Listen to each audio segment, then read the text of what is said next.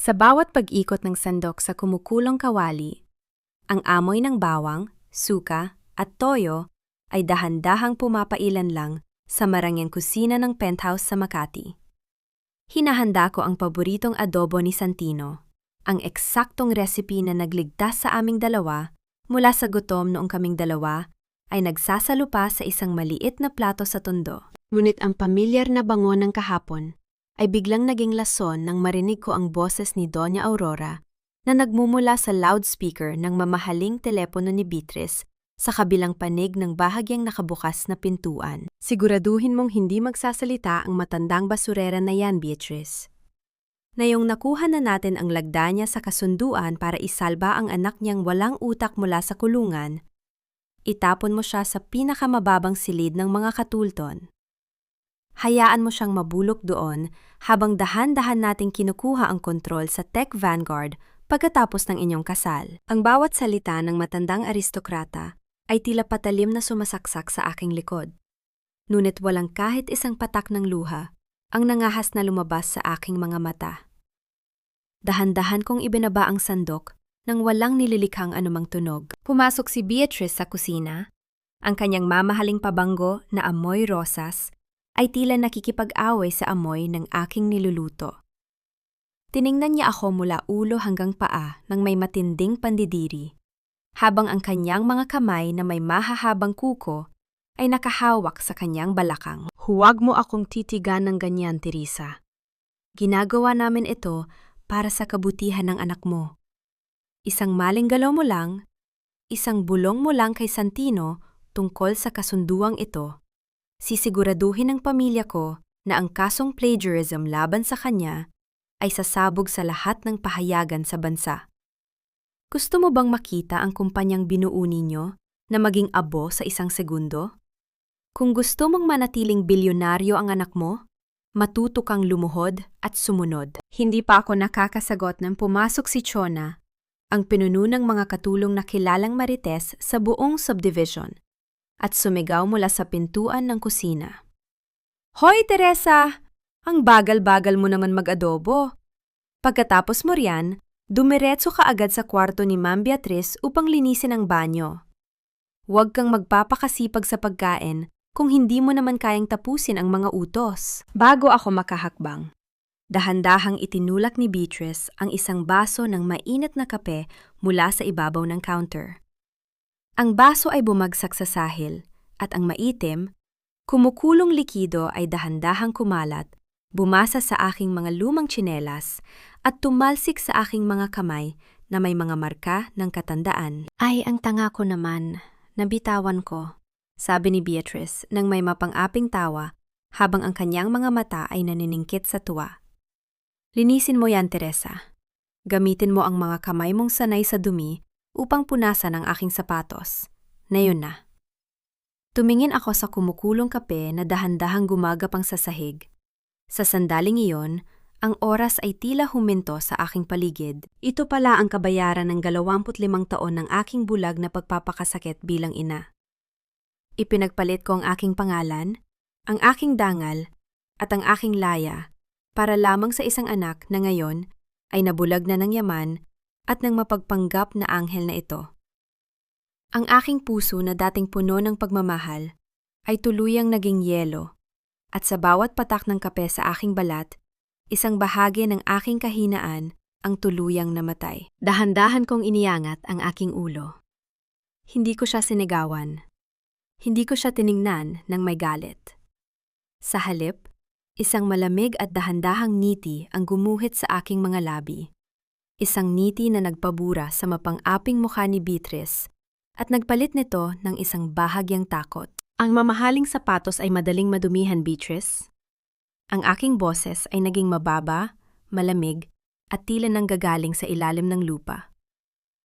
Ngunit ang dumi sa konsensya, kahit gaano karaming pabango ang iwisik mo, ay hinding-hindi mo maaalis. Bago pa siya makasagot sa aking pambihirang reaksyon, lumuhod ako ng dahan-dahan. Ngunit habang ginagamit ko ang basahan upang linisin ang natapong likido, ang aking kanang kamay ay dahan-dahang gumapang sa ilalim ng cabinet ng kusina. Doon, Sa likod ng kahoy na panel, na ako mismo ang nagkabit taon na ang nakalilipas, kinapa ng aking mga daliri ang isang maliit na micro-recording device na lihim kong inilagay noong isang gabi. Naramdaman ko ang malamig na bakal nito sa aking palad. Dahan-dahan ko itong hinila at isinilid sa malalim na bulsa ng aking apron ng katulong. Ito ang aking unang galaw sa larong ito ng ahedres. Beatrice, sweetie, nasaan na ba ang kape ko? Ang boses ni Santino ay umalingaw-ngaw mula sa pasilyo, papalapit sa pinto ng kusina. Ang marahang kaluskos ng kanyang mga sapatos sa sahig na marmol ay tila naging hudyat ng aking nalalapit na paghuhukom. Mabilis na tumayo si Beatrice. Hinarangan ang paningin ni Santino sa aking kinaroroonan at pinalitan ang kanyang mukha ng isang nag-aalalang ekspresyon. Ah, Santino! Mabuti at dumating ka.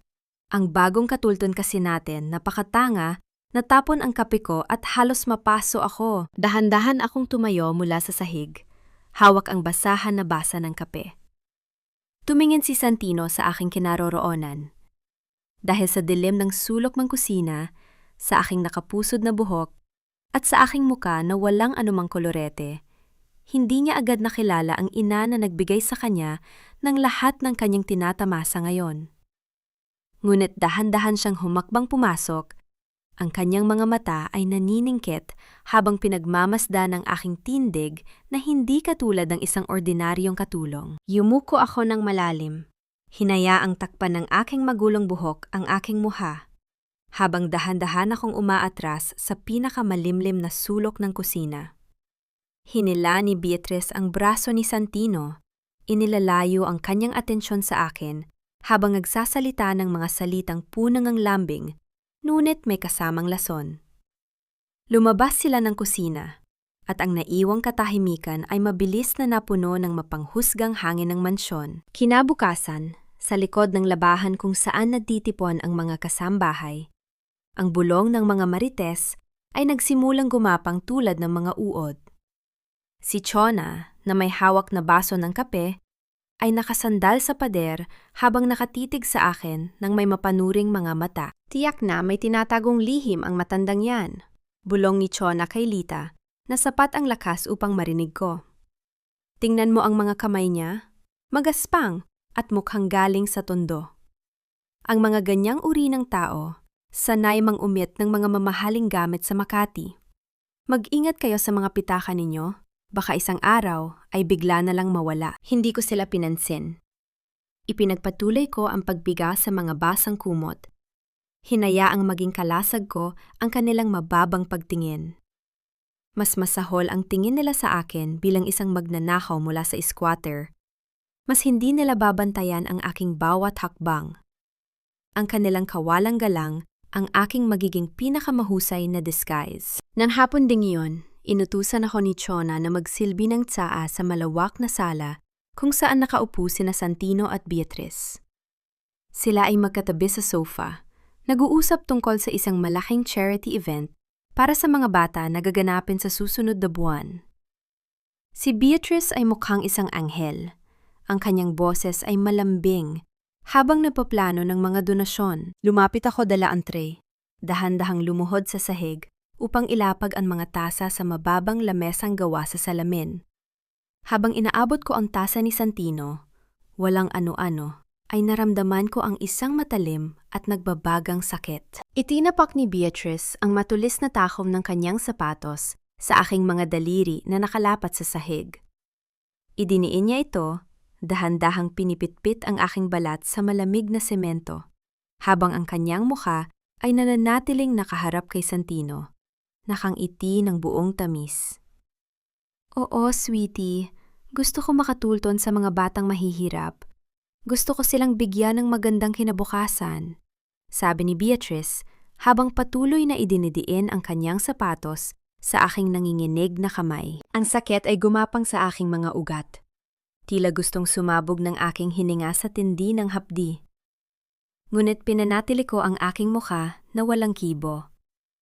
Walang kahit isang ungol, walang kahit isang panginginig ng labi ang lumabas sa akin.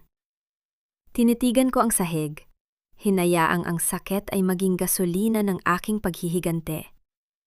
Nang dahan-dahan niyang iyangat ang kanyang paa, tahimik kong kinuha ang tray at tumayo ng tuwid.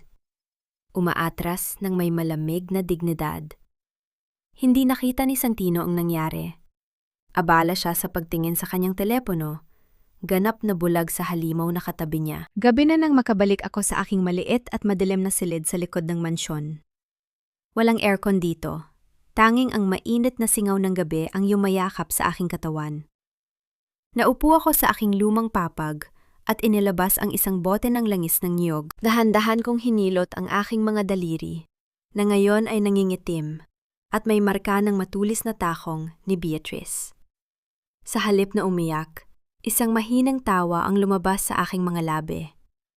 Ang bawat kirot sa aking kamay ay nagpapatunay na ang kanilang katapusan ay malapit na. Inilabas ko ang aking lumang kwaderno mula sa ilalim ng unan.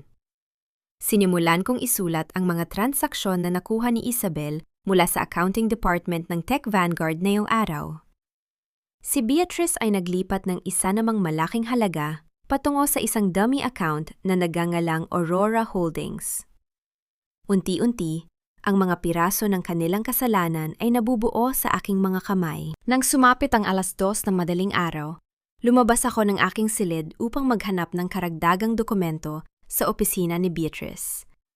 Ang mansyon ay balot ng katahimikan. Tanging ang mahinang ugong ng aircon ang naririnig sa pasilyo. Habang naglalakad ako sa madilim na koridor, napansin ko ang isang liwanag na nagmumula sa pintuan ng opisina ni Beatrice. Sumilip ako sa siwang ng pinto. Isang estrangyong lalaki na naka-leather jacket ang nakatayo sa harap ng kanyang lamesa. May iniaabot na isang makapal na kulay tsokolating envelope na may malaking tatak ng isang kilalang dayuhang bangko sa Switzerland. Ito na ang huling piraso, Ma'am Beatrice, bulong ng lalaki. Kapag pinirmahan ito ni Santino bukas, ang lahat ng pondo ng Tech Vanguard ay tuluyan ng malilipat sa inyo. Mabilis akong umatras sa dilim, pinipigilan ng aking paghinga. Pagkatapos ng ilang sandali, narinig ko ang pagbukas ng pinto sa likod ng bahay. Hudyat na umalis na ang lalaki. Nagpasya akong bumalik sa aking silid. Ngunit bago pa ako makahakbang, narinig ko ang mabibigat at mababagal na yabag ng mga paa na papalapit sa aking kinaroroonan mula sa kabilang panig ng pasilyo. Ang anino ng isang matangkad na tao ay dahan-dahang gumagapang sa pader, patungo sa direksyon kung saan matatagpuan ang pintuan ng server room ng Tech Vanguard. Ang hangin sa pasilyo ay biglang naging mas malamig. Tila nagbabala na ang aming mga lihim ay malapit ng mag-abot sa dilim. Mabilis akong umatras sa isang madilim na sulok ng pasilyo. Idinikit ko ang aking likod sa pader habang pinipigilan ang aking paghinga.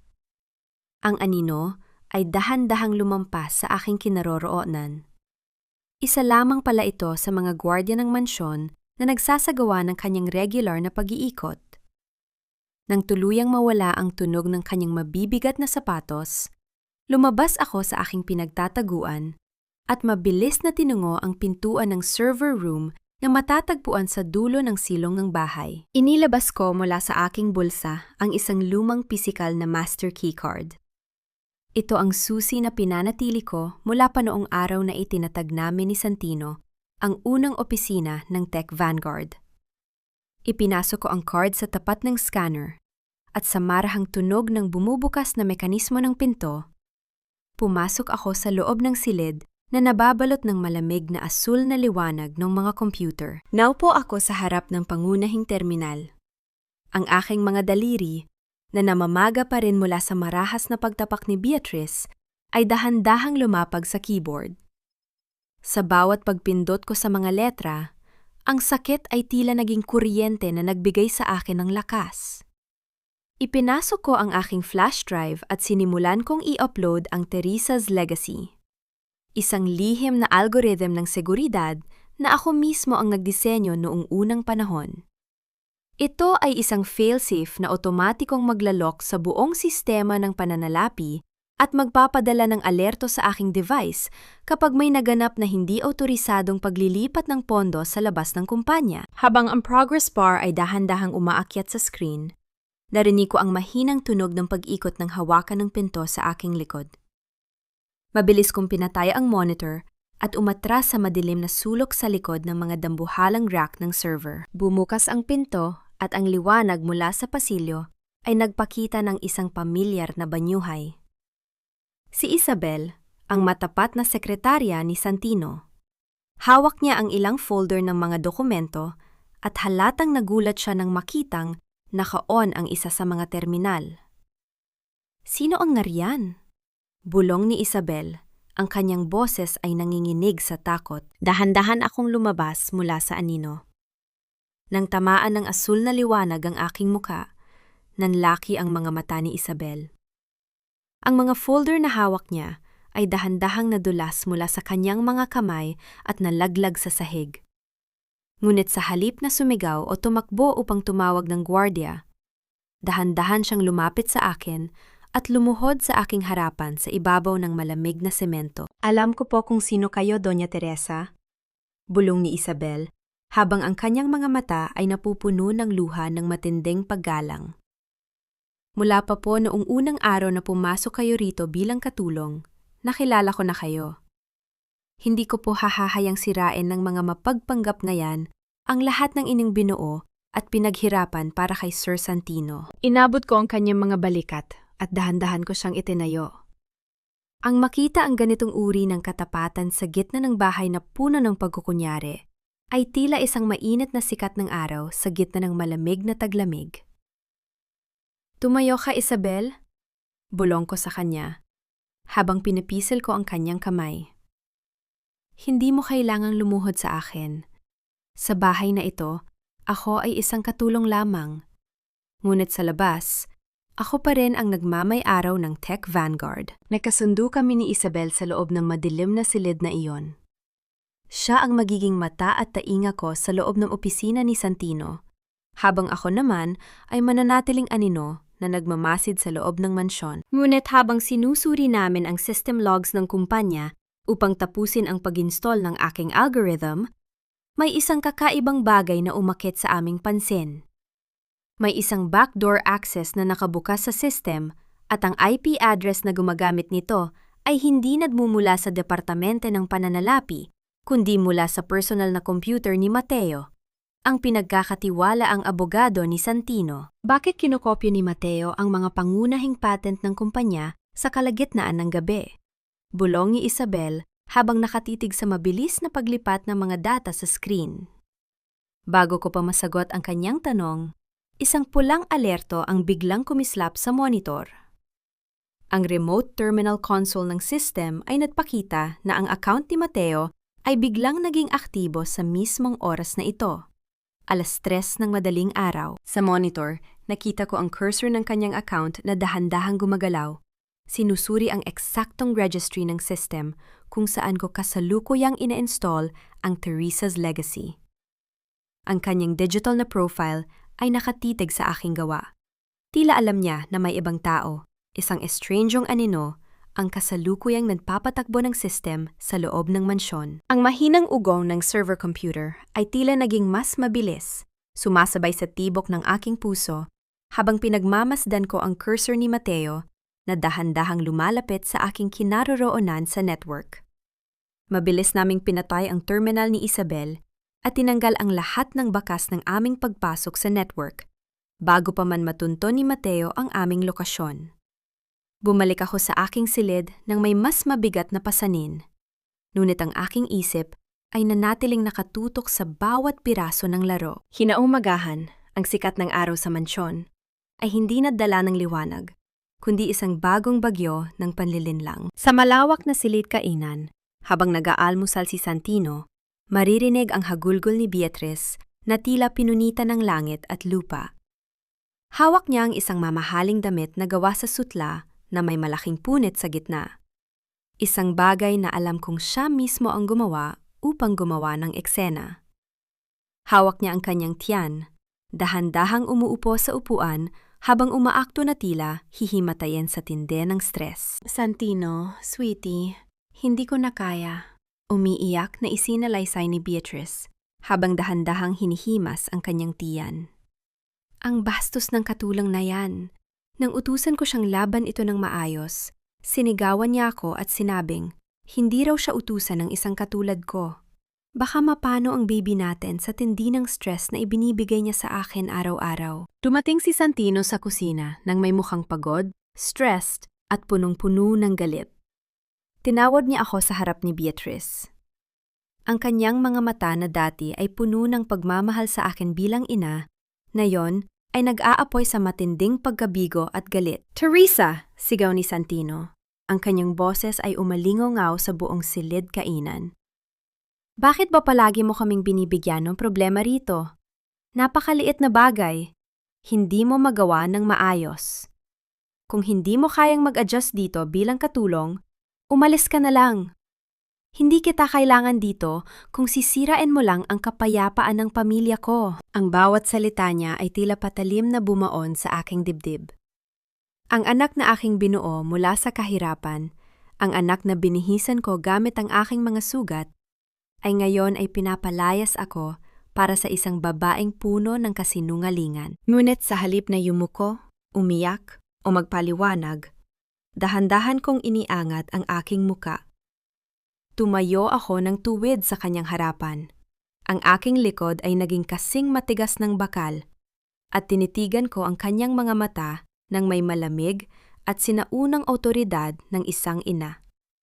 Sa isang sandali, ang aking titig ay nagdulot ng pananahimik kay Santino. Ang kanyang boses ay napatigil. At nakita ko ang isang mabilis na takot at pagkabahala sa kanyang mga mata. Tila may isang pamilyar na alaala ang gumising sa kanyang sistema. Ngunit mabilis na binalot ng kanyang pride at stress ang sandaling iyon. Umiwas siya ng tingin at hinarap muli si Beatrice. "Umalis ka na sa harap ko." Malamig na utos ni Santino sa akin. Nang makalabas si Santino, patungo sa kanyang opisina, dahan-dahang pinunasan ni Beatrice ang kanyang mga pekeng luha. Tumayo siya mula sa upuan, lumapit sa aking tapat, at nagpakawala ng isang mapang-uyam at mahinang tawa. "Nakita mo na, Teresa?" bulong ni Beatrice. Ang kanyang mga mata ay nanlilisik sa tuwa. "Hinding-hindi ka paniniwalaan ng anak mo. Sa mundong ito, ikaw ay isang dumi lamang sa kanyang marangyang buhay. Kahit mamatay ka sa harap niya, ang tanging makikita niya ay ang aking mga luha." Hindi ko siya sinagot. Tiningnan ko lamang siya ng may malamig na pagkaawa, na tila pinapanood ko ang isang bilanggo na masayang naglalakad patungo sa bitayan. Nang hapon ding iyon, habang naglilinis ako sa labas ng silid ni Beatrice, narinig ko ang boses ni Doña Aurora sa telepono. Ang kanyang boses ay tila nagmamadali at puno ng kaba. "Siguraduhin mong mapapapirma mo si Santino sa deed of transfer ng intellectual property rights bago ang gabi ng anunsyo ng kasal, Beatrice. Nagkakaproblema na ang bangko natin sa Switzerland. Kailangan natin ang pondo ng Tech Vanguard sa lalong madaling panahon." Mabilis kong itinala ang impormasyong ito sa aking isip. Sila ay nagmamadali, na nangangahulugang ang kanilang patibong ay may lamat. Habang nadidilig ako ng mga halaman sa harden, bago lumubog ang araw, dumaan si Chona sa aking tabi. Sa halip na sumigaw tulad ng dati, mabilis niyang itinapon ang isang basang-basahan sa aking tray. Ngunit sa loob nito ay may nakasingit na isang tila nakatuping papel. Mabilis ko itong kinuha at isinilid sa aking bulsa. Nang makabalik ako sa aking silid, binuksan ko ang papel. Ito ay isang lihim na mensahe mula kay Mateo. "Magkita tayo sa lumang simbahan sa Quiapo, 8:00 ng gabi." Hawak ko ang mga dokumentong tuluyang wawasak sa maskara ni Beatrice. Mula sa labas ng mansyon, narinig ko ang mabigat at solidong tunog ng pagsasara ng pinto ng kotse ni Santino habang papalabas siya ng tarangkahan. Ang tunog na yon ay tila huling hatol na naghahati sa aming dalawa bilang mag-ina. Nang sumapit ang 8:00 ng gabi, dahan-dahan akong lumabas ng mansyon sa Makati. Suot ang aking simpleng itim na belo, at luma kong bisti upang maglaho sa dilim. Ang paglalakbay mula sa marangyang kapaligiran ng mga bilyonaryo patungo sa magulo, maingay at mausok na lansangan ng Quiapo ay tila pagtawid mula sa langit patungo sa lupa. Pumasok ako sa loob ng lumang simbahan ng Quiapo. Ang amoy ng natutunaw na kandila, insenso, at ang mahihinang bulong ng mga debutong nagdarasal ay pumuno sa malamig na hangin. Sa dulo ng isang lumang kahoy na upuan, nakita ko si Mateo na nakaupo. Pormal ang suot, ngunit nakayuko na tila nagdarasal din. Naupo ako sa kanyang tabi. Nang walang anumang ingay, inabot niya sa akin ang isang makapal na brown folder sa ilalim ng kanyang tuhod. Doña Teresa, bulong ni Mateo, ang kanyang boses ay puno ng seryosong pag-aalala. Hawak ko na ang mga ulat mula sa junket operator sa kasino sa Pasay. Si Beatrice ay may utang na higit sa 50 milyong piso dahil sa pagsusugal. Ang plano nila ni Doña Aurora ay gamitin ang EPO ng Tech Vanguard upang bayaran ang lahat ng utang na ito sa sandaling maikasal sila ni Santino. Tumitig ako sa mga nakasulat na dokumento. Ang mga piraso ng kanilang kasamaan ay unti-unti nang nagkakaroon ng muka. Napanood ko kung paano kanila tratuhing parang basahan sa sarili mong bahay, Doña Teresa. Patuloy ni Mateo, habang ang kanyang mga mata ay tila nagpapakita ng matinding galit para sa akin. Hindi ko hahahayang masira ng mga mapagpanggap na yan ang Tech Vanguard. I will help you. Tutulungan ko kayong ibalik ang kumpanya sa inyong mga kamay at iligtas si Santino mula sa patibong na ito. Bumili ako ng isang baso ng mainit na tsaa mula sa isang tendera sa labas bago pumasok. Hawak ko ang baso, dahan-dahang inihihip ang aking hininga sa ibabaw ng mainit na tsaa upang pawiin ang usok nito, habang ang aking mga mata ay nanatiling nakatutok sa bawat galaw ng mga mata ni Mateo sa ilalim ng dilaw na liwanag ng kandila ng simbahan. Ang kanyang mukha ay mukhang tapat. Ang kanyang boses ay sapat ang lambing upang paniwalaan ng sinuman. Ngunit habang iniabot niya ang kanyang kamay upang ayusin ang kanyang buhok, tinamaan ng liwanag ng kandila ang isang pilak na singsing sa kanyang maliit na daliri. Isang singsing na may nakaukit na tila isang kalasag, korona, at espada. Ang opisyal na coat of arms ng pamilya ni Doña Aurora. Isang pamilyar na alaala ang mabilis na gumising sa aking isip. Noong mga araw na ako ay naglalaba pa para sa pamilya ni Doña Aurora, nakita ko ang kanyang lumang personal na tala-arawan na itinago niya sa ilalim ng kanyang kama. Sa loob nito, isinulat niya ang tungkol sa kanyang lihim na anak na lalaki na ipinanganak sa labas ng kasal. Isang anak na itinago niya sa mata ng lipunan upang maiwasan ang malaking kahihiyan. Ngunit itinalaga niya bilang nag-iisang tagapagmana ng kanyang tunay na yaman sa oras na makuha nila ang kapangyarihan. Ang pangalan ng anak na iyon ay Mateo. Isang malamig na kilabot ang gumapang sa aking likod, ngunit pinanatili ko ang aking mukha na kasing tahimik ng mga estatwa ng mga santo sa aming paligid. Ang lalaking katabi ko ngayon, ang lalaking nagpapanggap na aking kakampi, ay ang pinakamalaking ahas na naghihintay ng tamang oras upang lamunin kaming dalawa ng aking anak. Maraming salamat, Mateo. Bulong ko ng may mahinang boses. Dahan-dahang ibinababa ang aking baso ng tsaa. Napakabuti mo sa amin ni Santino. Hinding-hindi ko malilimutan ang tulong mo. Huwag po kayong mag-alala, Doña Teresa. Nakangiting sagot ni Mateo, habang inaayos ang kanyang coat. Magkita tayo sa gabi ng anunsyo ng kasal bukas. Ihanda mo ang iyong sarili. Doon natin tatapusin ang kanilang kasamaan. Tumayo si Mateo at dahan-dahang naglakad palabas ng simbahan. Hinintay ko ang ilang sandali bago ako sumunod sa kanya, na nanatiling anino sa likod ng malalaking haligi ng simbahan. Mula sa madilim na sulok ng kalye sa labas ng Quiapo, nakita ko si Mateo na naglakad patungo sa isang itim na SUV na nakapark sa isang madilim na eskinita. Binuksan niya ang pinto at sumakay sa loob nito. Sa pamamagitan ng bahagyang nakabukas na bintana, nakita ko ang mukha ng isang matandang babae na nakaupo sa likod, may hawak na pamaypay habang nakangiti ng buong tagumpay. Si Doña Aurora. Ang sasakyan ay dahan-dahang umalis, naglaho sa gitna ng trapiko ng Manila. Sa parehong sandali, ang mabigat, mabagal at malalim na tunog ng kampana ng simbahan ng Quiapo ay umalingaw-ngaw sa buong gabi, tila isang babala ng isang darating na kamatayan na walang sinumang makakapigil. Dumating ang gabi ng anunsyo ng kasal. Ang mansyon sa Makati ay binalot ng dambuhalang liwanag ng mga mamahaling ilawan at ang bulwagang pantelebisyon ay napuno ng mga kilalang bilyonaryo, politiko at mga kasosyo sa negosyo. Ang musika ay marahang tumutugtog, habang ang tawanan ng mga mayayaman ay pumupuno sa hangin. Ako ay nanatiling anino sa gitna ng karamihan. Suot ang aking simpleng uniforme ng katulong, naglalakad ako bitbit ang tray na puno ng mga mamahaling baso ng champagne. Dahan-dahang nagsisilbi sa mga taong walang kaalam-alam na ang nagmamay-ari ng bahay na ito ay ang mismong nag-aabot sa kanila ng inumin.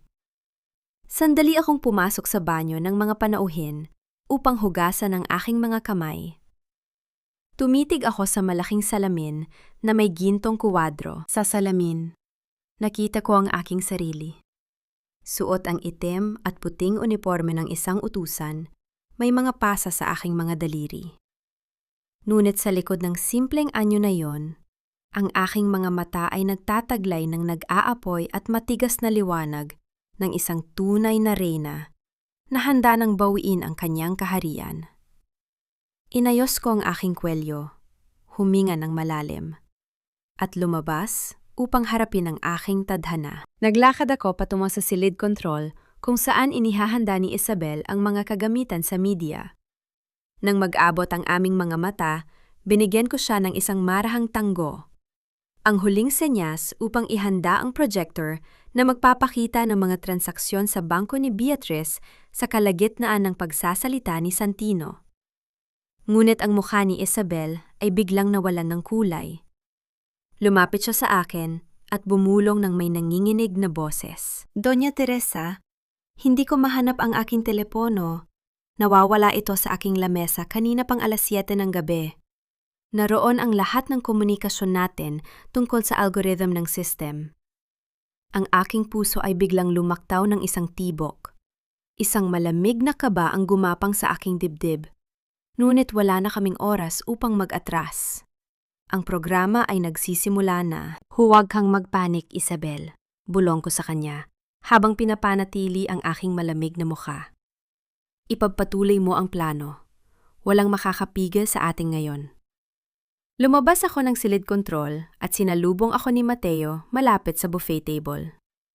Suot niya ang isang napakagandang barong Tagalog, mukha siyang pormal at matagumpay. Inilabas niya ang isang pilak na flash drive mula sa kanyang bulsa at ipinakita ito sa akin ng may marahang ngiti. Nariyan ang lahat ng ebidensya, Doña Teresa. Ang bawat sentimo na ninakaw ni Beatrice mula sa Tech Vanguard ay nakasulat dyan. Sa sandaling umakyat si Santino sa entablado, isasaksak ko na ito sa main console. Ngunit habang nakatitig ako sa kanyang mga mata, napansin ko ang isang kakaiba at patay na lamig sa kanyang tingin. Ang kanyang ngiti ay hindi ngiti ng isang kakampi, kundi ngiti ng isang mangangaso na nakitang nahulog ang kanyang biktima sa hukay. Nagsalita ang host sa mikropono. Tinatawag si Santino at Beatrice upang umakyat sa entablado.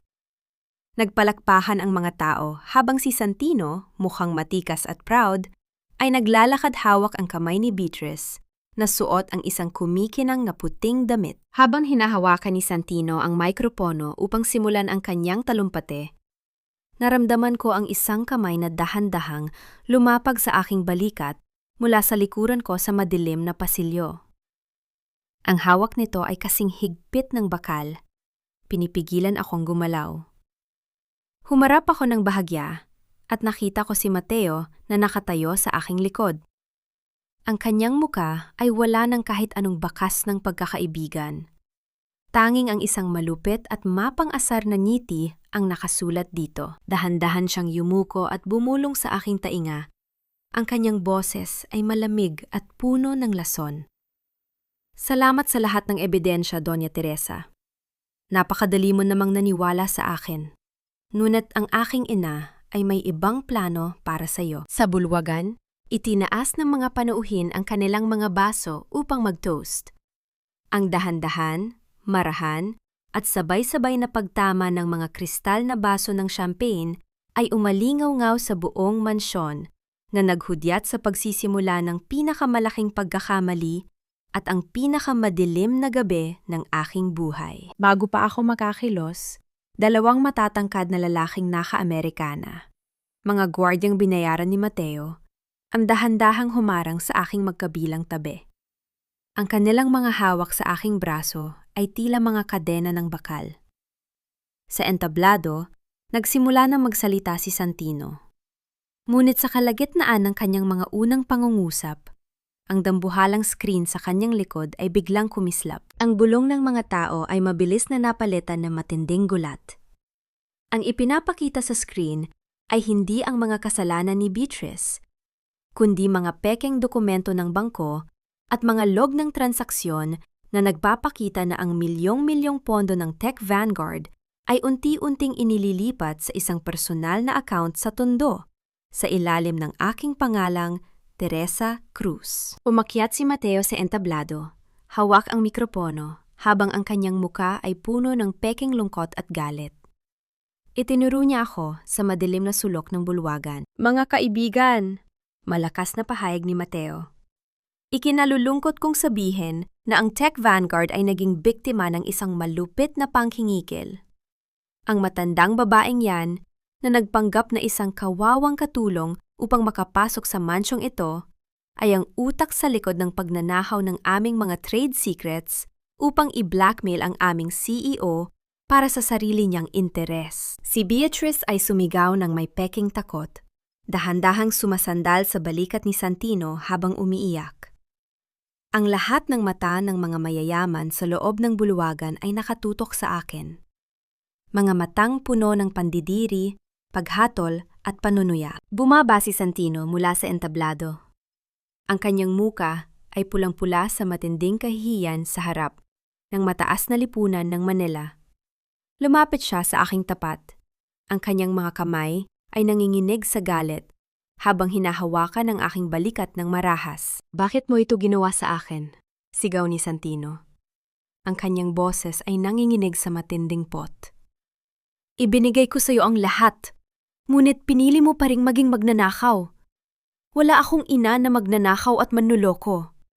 Lumayas ka sa aking mansyon at wag na wag mo nang babanggitin ang pangalan ko. Tiningnan ko si Santino. Walang kahit isang salita ng paliwanag ang lumabas sa aking mga labi. Ang sakit ng kanyang pagtataksil ay napakatindi na sa isang segundo, ang lahat ng aking kahinaan bilang ina ay tuluyang natunaw at naging matigas na bakal. Dahan-dahan kong inabot ang aking baywang.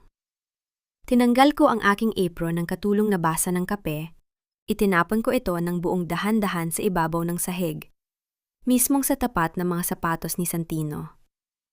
Pagkatapos, tumayo ako ng tuwid, iniangat ko ang aking mukha at naglakad ako palabas ng bulwagan ng may tuwid na likod sa gitna ng mapanghusgang bulong ng mga tao. Habang naglalakad ako sa labas ng mansyon, napansin ko sa gilid ng aking mata si Beatrice na may ibinubulong sa isang notaryo publiko sa sulok.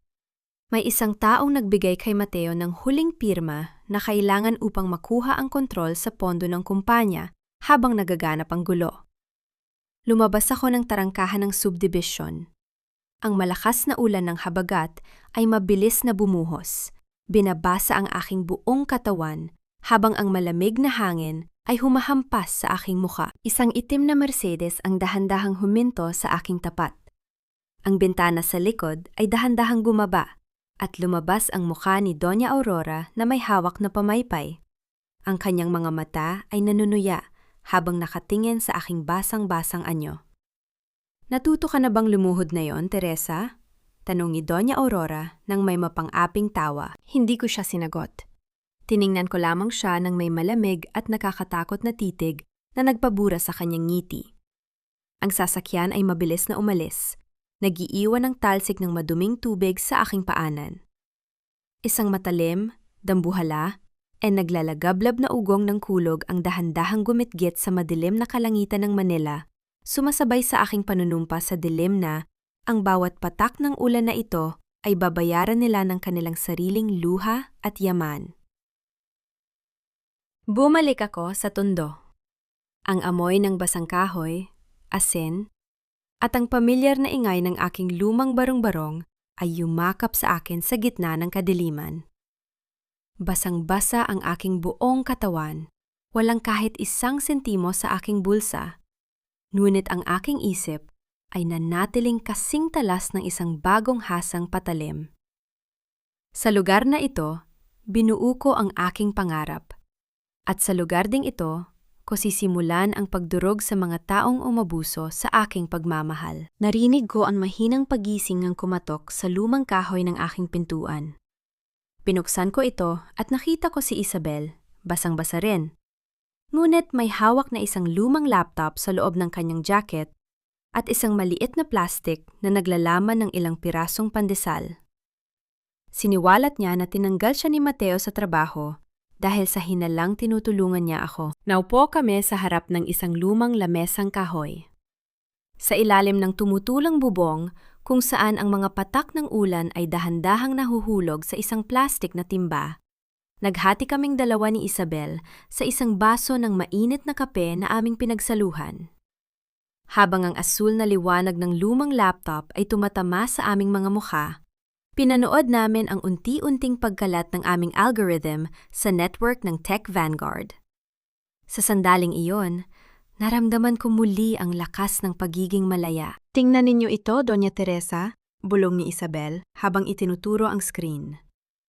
Ginamit ni Mateo ang digital na pirma ni Beatrice upang ilipat ang 70% ng pondo ng kumpanya patungo sa isang offshore Swiss account sa ilalim ng pangalan ni Doña Aurora.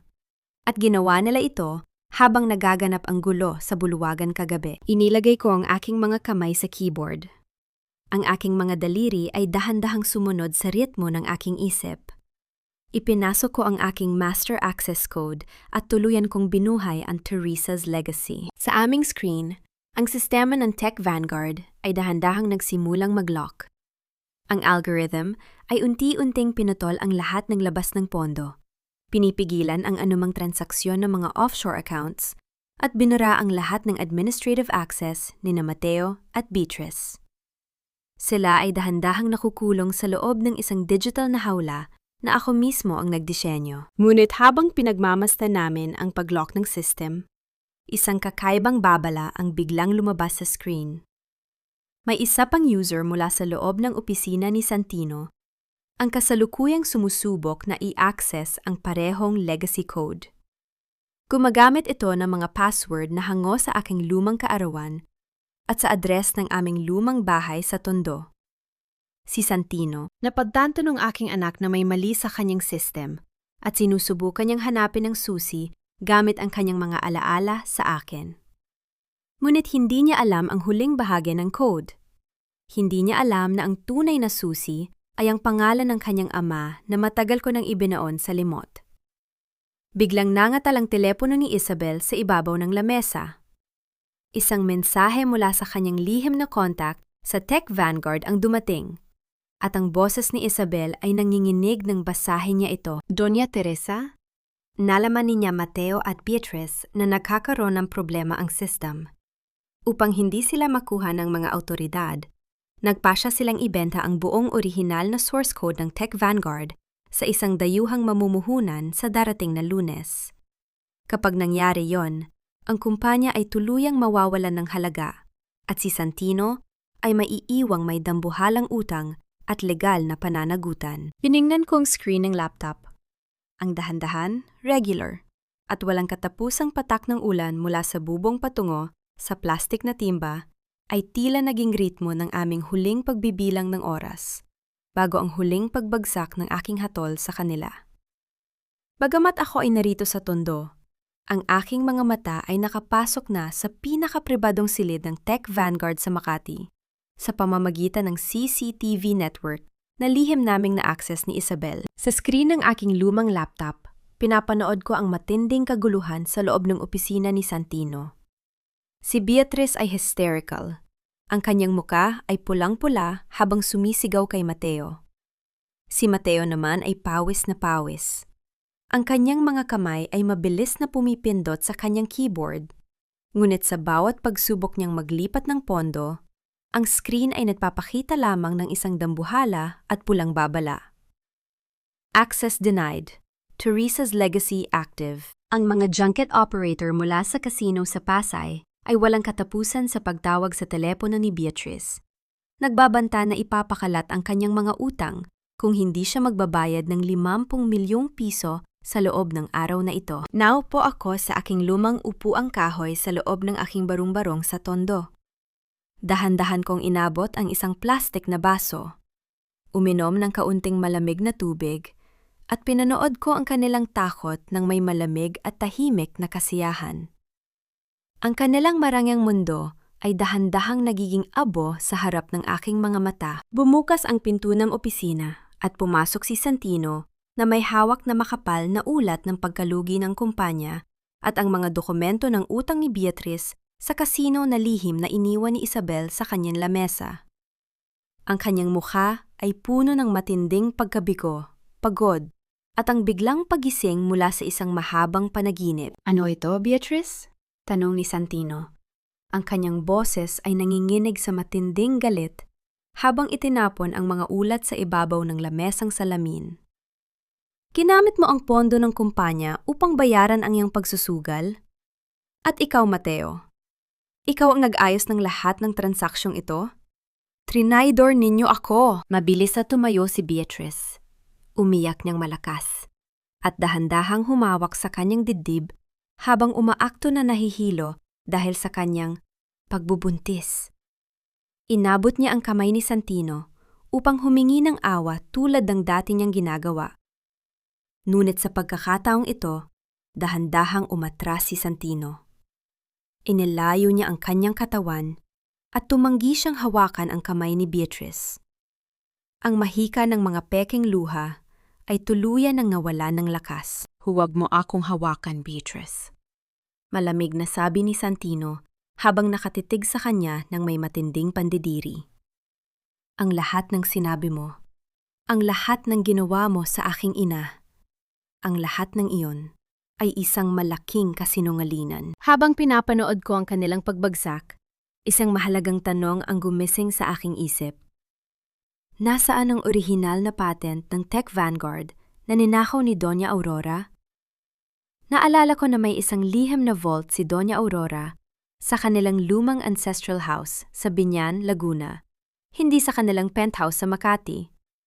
Doon ko kailangang hanapin ang huling ebidensya.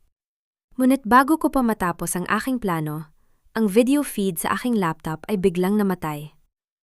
Nababalot ng kadiliman ang aking screen. Sa labas ng aking barong-barong, ang marahang kaluskos ng mga tuyong dahon ay dahan-dahang umalingaw-ngaw sa gitna ng katahimikan ng gabi.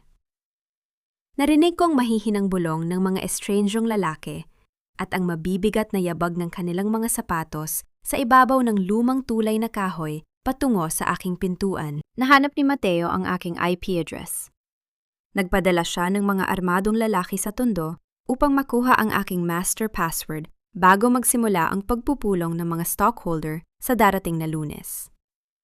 Ang marahang kaluskos ng mga dahon sa labas ng aking manipis na pader ay tila isang babala na ang mga mangangaso ay narito na sa aking mismong pintuan at wala na akong ibang mapupuntahan. Mabilis kaming nakatakas ni Isabel sa pamamagitan ng mga lihim na eskinita ng tondo na aking kabisado mula pa noong aking kabataan.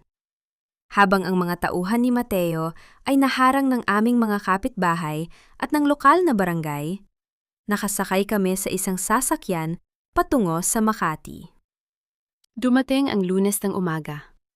Ang silid ng pagpupulong ng Tech Vanguard sa Makati ay nababalot ng matinding kaba at takot. Nakatayo si Mateo sa dulo ng lamesa ng Board of Directors, nagtatalumpate sa mga natatakot na stockholders. Inihahayag niya ang mabilis na pagboto upang patalsikin si Santino bilang CEO at ibenta ang buong source code ng kumpanya upang isalba ang kanilang pera. Nakaupo si Santino sa tabi, nakayuko, talunan, at walang magawa sa harap ng batas na binuo ni Mateo laban sa kanya. Ngunit sa kalagitnaan ng pagsasalita ni Mateo, ang malalaking pinto ng silid-pulong ay dahan-dahang bumukas. Pumasok ako. Sa pagkakataong ito, hindi ko nasuot ang uniforme ng katulong. Suot ko ang isang napakagandang Filipiniana na gawa sa hinabing sutla ng pinya, ang aking buhok ay maayos na nakapusod, at naglalakad ako ng may marahang dignidad na tila isang reynang nagbabalik upang bawiin ang kanyang trono. Sa aking magkabilang tabi ay si Isabel, at ang isang pangkat ng mga ahente mula sa National Bureau of Investigation, NBI. Nanlaki ang mga mata ni Mateo. Si Beatrice, na nakaupo sa tabi ni Doña Aurora sa sulok, ay mabilis na tumayo habang ang kanyang muka ay nawala ng kulay. "Anong ginagawa ng katulong na yan dito?" sigaw ni Doña Aurora, habang pilit na pinapanatili ang kanyang aristokratang boses. "Guardia! Palabasin ang babaeng yan!" Walang aalis sa silid na ito. Malamig na pahayag ng pinuno ng mga ahente ng NBI habang ipinapakita ang kanilang mga opisyal na badge at warrant. Mabilis na ikinabit ni Isabel ang aming secure flash drive sa pangunahing console ng silid. Ang dambuhalang screen sa pader ay mabilis na nagpakita ng mga high-definition na video recording ng mga pag-uusap ni na Beatrice at Mateo sa loob ng aking kusina. Ang mga audio log ni Doña Aurora na nagmamadaling ilipat ang pondo at ang kumpletong digital audit trail na nagpapatunay na si Mateo ang naglipat ng 70% ng pondo ng kumpanya sa Swiss account ng kanyang ina. Ang mga stockholder ay nagbulong-bulungan sa matinding gulat at poot. Si Beatrice ay napasandal sa pader, nanginginig ang buong katawan, habang si Mateo ay hindi na makapagsalita sa tindi ng ebidensyang nakahain sa harap ng lahat. Dahan-dahan akong naglakad patungo sa kinaroroonan ni Doña Aurora. Tumayo ako sa kanyang tapat. Tinitigan ko ang kanyang mga mata ng may malamig at nakakatakot na otoridad. Inabot ko ang aking bag, inilabas ko ang lumang apron ng katulong na ginamit ko noon upang punasan ang kanyang mga sapatos, at dahan-dahan ko itong ibinaba sa ibabaw ng kanyang kandungan. "Ito po ang huling bahagi ng aking tungkulin bilang utusan sa inyong pamilya, Doña Aurora." Bulong ko sa kanya nang may mababang boses na narinig ng buong silid. "Ngayong araw, ang batas naman ng aking kumpanya ang magsisilbi sa inyo." Lumapit ang mga ahente ng NBI. Sa marahang tunog ng pagsasara ng bakal, ikinabit nila ang mga posas sa mga kamay ni na Mateo at Beatrice. Ang kanilang marangyang mundo ay tuluyang nagtapos sa gitna ng kahihiyan. Tiningnan ko si Santino. Ang aking anak ay nakatayo sa aking tapat. Ang kanyang buong katawan ay nanginginig sa matinding pagsisisi at kahihiyan. Ang katotohanan na ang inang kanyang itinapon at ipinahiya sa harap ng lahat ang siya palang nagligtas sa kanyang buhay, at kumpanya ay tuluyang dumurol sa kanyang puso. Dahan-dahang humakbang si Santino patungo sa aking kinaroroonan. Ang kanyang mga mata ay napuno ng masaganang luha, at sa harap ng lahat ng mga direktor at stockholders ng Tech Vanguard, dahan-dahan siyang lumuhod sa ibabaw ng makintab na sahig, hawak ang aking mga kamay na may mga marka pa rin ng kanyang pagkakamali. Mula sa pasilyo, ang malamig na metalikong tunog ng pagsasara ng posas sa mga kamay ni na Mateo at Beatrice, habang sila ay inilalabas ng mga autoridad, ay umalingaw-ngaw sa aking pandinig. Sumisimbolo sa huling pagbabayad ng utang ng mga nagkasala. Sa loob ng malawak at tahimik na opisina ng CEO sa Tech Vanguard, nakatayo ako sa tapat ng malaking bintanang salamin na nakatanaw sa buong lungsod ng Makati. Pumasok si Santino. Ang kanyang mga mata ay namamaga at ang kanyang anyo ay tuluyang lupaypay sa tindi ng pagsisisi. Lumapit siya sa aking tabi. Dahan-dahang lumuhod sa sahig at hinawakan ang aking mga kamay ng may matinding panginginig. "Mom, I'm so sorry." Umiiyak na pagsisisi ni Santino. Ang kanyang boses ay nanginhinig sa matinding emosyon. "I was so blind. Handa akong isuko ang aking posisyon. ang aking yaman, at ang lahat ng meron ako rito sa Tech Vanguard. Sabihin mo lang na pinapatawad mo ako. Just tell me how to earn your trust back. Dahan-dahan kong inilayo ang aking mga kamay mula sa kanyang hawak. Marahan, ngunit may pinal na desisyon. Tinitigan ko ang aking anak ng may malalim na pagmamahal, ngunit may kasamang malamig na katotohanan. Ang tiwala, Santino, ay hindi parang teknolohiya na maaari mong i-reboot sa isang segundo kapag nag-crash ang system. Malamig kong sabi sa kanya. Ipinagpalit mo ang iyong sariling dugo para sa isang mapagpanggap na anghel dahil lamang sa takot mo sa sasabihin ng ibang tao. Pinapatawad kita bilang iyong ina, ngunit kailangan mong matutong harapin ang mga bunga ng iyong sariling pagkakamali upang maging isang tunay na lalaki. Tinawag ko si Isabel na pumasok sa opisina.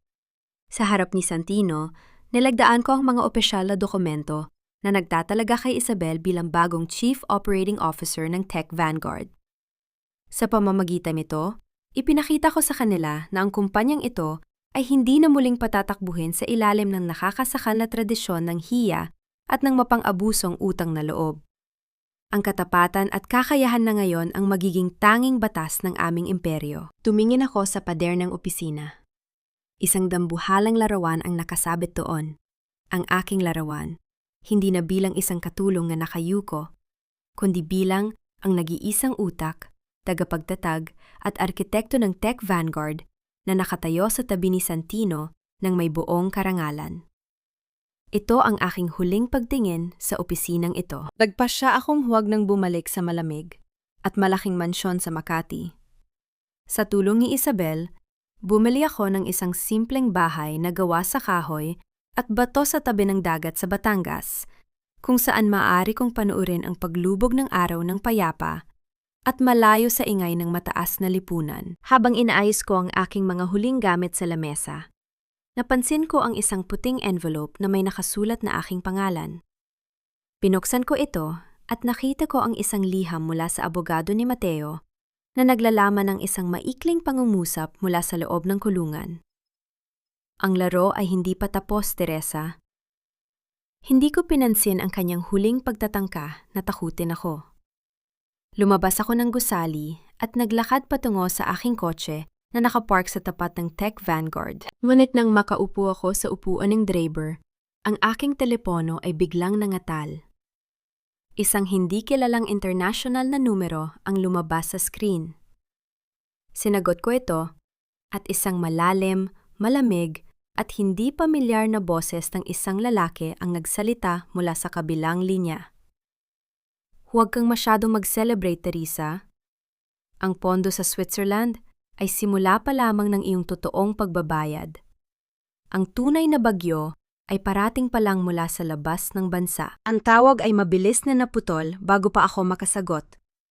Isang panibagong anino ng banta ang dahan-dahang gumapang sa aking isip. Ngunit sa pagkakataong ito, hindi na ako natatakot. Inilagay ko ang aking mga kamay sa manibela.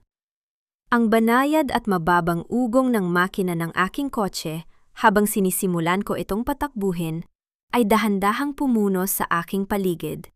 Dinadala ako patungo sa aking bagong buhay sa Batangas, malayo sa ingay ng Makati.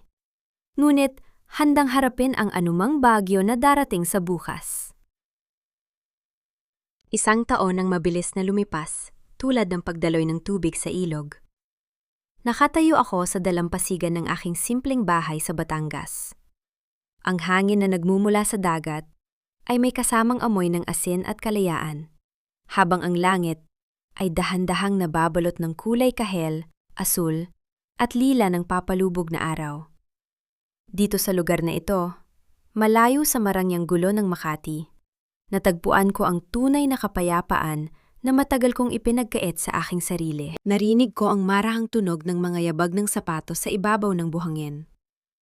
Lumingon ako at nakita ko si Santino na dahan-dahang naglalakad patungo sa aking kinaroroonan. Hindi na siya ang spoiled at mayabang na bilyonaryo na nakilala ko noon. Ang kanyang mukha ay mas formal, ang kanyang tindig ay mas humble, at ang kanyang mga mata ay nagpapakita ng isang lalaking natutong tumayo mula sa kanyang sariling pagbagsak sa ilalim ng gabay ni Isabel. Bit-bit ang isang simpleng basket ng mga lokal na prutas. Lumapit siya sa aking tapat. Dahan-dahan niyang inabot ang aking kanang kamay, inalapat ang aking likod palad sa kanyang noo ng may matinding paggalang. Isang pagmamano na walang kasamang anumang interes, kundi ang tapat na pagmamahal ng isang anak sa kanyang ina. Hindi namin pinag-usapan ang mga sugat ng nakaraan. Ang katahimikan sa pagitan naming dalawa ay sapat na upang gamutin ang mga natitirang sakit ng kahapon. Pinatawag ko na si Santino sa aking puso. Ngunit pinili ko pa ring manatili rito sa aking simpleng bahay sa Batangas sa halip na sumama sa kanya sa Makati. Nais kong maunawaan niya na ang bawat maling desisyon sa buhay ay may permanenteng bunga na dapat niyang dalhin habang siya ay lumalaki bilang isang pinuno ng kanyang sariling pamilya. Nirespeto niya ang aking desisyon nang walang anumang reklamo. Naglakad kaming dalawa sa tabi ng dalampasigan habang ang araw ay dahan-dahang lumulubog sa abot tanaw. Ang aming mga anino ay mahahabang nakaguhit sa ibabaw ng basang buhangin, dahan-dahang nagtatagpo sa dulo, ngunit malaya at nakatayo ng mag-isa mula sa isa't isa. Ito ang gintong sandali na aking ipinaglaban, gamit ang aking dugo at danggal. Sa malayo, isang maliit na barko ang dahan-dahang dumadaan sa gitna ng karagatan. Ang kanyang mga ilaw ay bahagyang kumikislap sa dilim, tila tahimik na nagmamasid sa aming payapang buhay mula sa kawalan. Kinuha ko ang aking telepono mula sa aking bulsa upang tingnan ang oras. Ngunit isang bagong email mula sa isang hindi kilalang nagpadala ang biglang lumitaw sa aking screen. Binuksan ko ito nang may bahagyang kaba. Ang nilalaman ay walang anumang sulat, kundi isang litrato. Isang napakalinaw na litrato ng aking lumang apron ng katulong na itinapon ko sa sahig ng mansyon sa Makati 1 taon na ang nakalilipas. Sino ang kumuha ng litratong ito? Buhay pa ba ang banta ni Mateo? O may iba pang nagmamasid sa akin mula sa dilim? Dahan-dahan kong ibinaba ang aking telepono at huminga ako ng malalim. Tumingin ako sa malawak na karagatan. Sa huling pagkakataon, nais kong ibahagi sa inyo ang aking natutunan. Ang pag-ibig ng isang ina ay banal, ngunit hindi ito dapat maging dahilan ng kanyang sariling pagkawasak. Ang tunay na lakas ng isang babaeng Pilipina ay hindi nagmumula sa kanyang kakayahang magtiis ng walang katapusang baha ng luha, kundi sa kanyang kakayahang magsalita ng hindi kapag ang kanyang dangal ay dahan-dahan ng niyayurakan ng iba. Ang banayad at paulit-ulit na hampas ng mga alon sa dalampasigan ay sumabay sa aking huling paghinga ng malalim. Anumang bagyo ang dalhin ng bukas, anuman ang bagong laro na kanilang ihanda laban sa akin, handa akong harapin ito ng may tuwid na likod at malamig na rasyonal na isip. Ang aking kwento ay hindi pa nagtatapos, dahil ang tunay na lakas ay hinding-hindi kailanman mamamatay. Ang banayad na hampas ng mga alon sa dalampasigan ng Batangas ay dahan-dahang nag-iiwan ng kapayapaan sa ating mga puso, na tila ba sinasabi sa atin na pagkatapos ng bawat malupit na unos ay may isang payapang umaga na naghihintay. Mga mahal kong tagapakinig, maraming salamat sa pagsama sa akin sa mahabang paglalakbay na ito, sa bawat tibok ng puso, at sa bawat paghinga na ating ibinahagi, hanggang sa huling sandali ng kwento ni Teresa. Habang isinusulat ko ang mga huling bahagi ng kwentong ito, hindi ko mapigilang mapaluha nang maalala ang sandaling itinapon ni Teresa ang kanyang apron sa paanan ni Santino at naglakad siya palabas sa gitna ng malakas na ulan ng habagat, sugatan, ngunit may tuwid na likod. Ang kwentong ito ay hindi lamang binuo mula sa imahinasyon. Ito ay hango sa mga totoong buhay ng mga kababaihang tahimik na nagpapakasakit sa ating lipunan. Isang obra na binuo gamit ang maraming pagninilay at pagmamahal sa tunay na kahulugan ng karangalan. Ang apron ng katulong na suot ni Teresa ay hindi sumisimbolo sa kanyang kahinaan, kundi ito ay parang isang pananggalang sa dumi. Isang bagay na maari nating isuot kapag kailangan nating harapin ang putik ng buhay.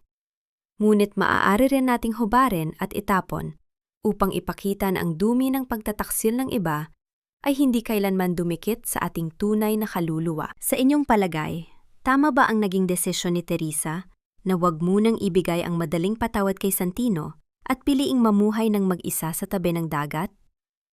Bilang inyong kaibigan, nais ko ring tanungin. Saang bahagi ng Pilipinas o ng mundo ninyo kasalukuyang pinakikinggan ang kwentong ito? At anong abala ang inyong ginagawa ngayon habang kasama ko kayo?